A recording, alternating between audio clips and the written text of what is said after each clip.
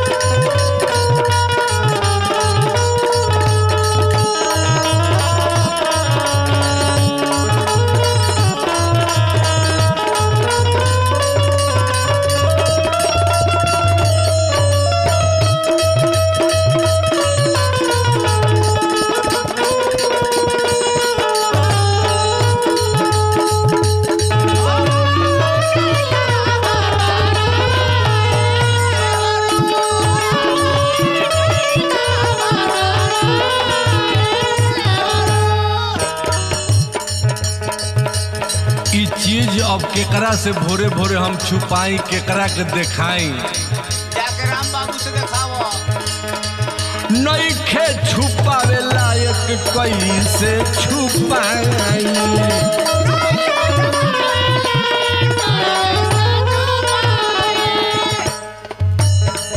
तुरंत गोइल बड़े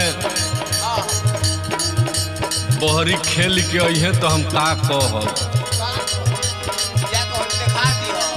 कौन मुँह लेके हम उहाँ भीरी जाई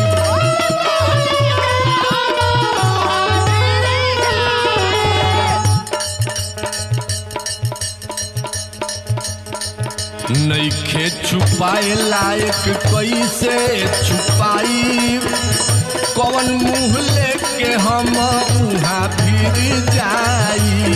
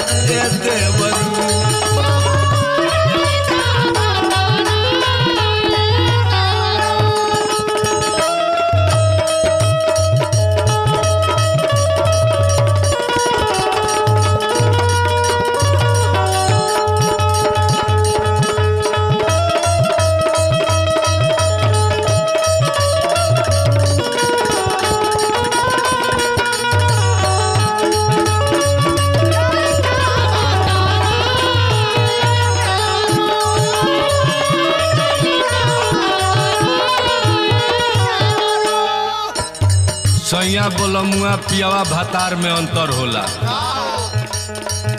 मेहरारू कौनो भी गाड़ी देवे ली सो तो ना कहली सकिए सैया कटनी, ए पियावा कटनी, ए राजा कटनी, ए जानू कटनी, ए सोना कटनी, कहली से ए भातरा।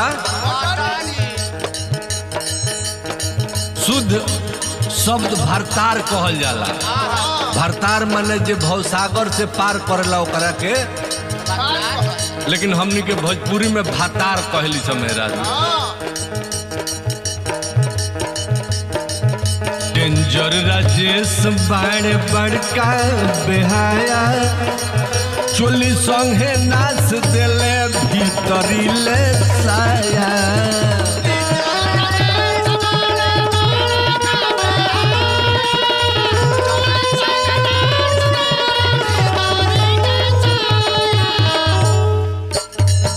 डेंजर राजेश बड़े बड़का बेहाया,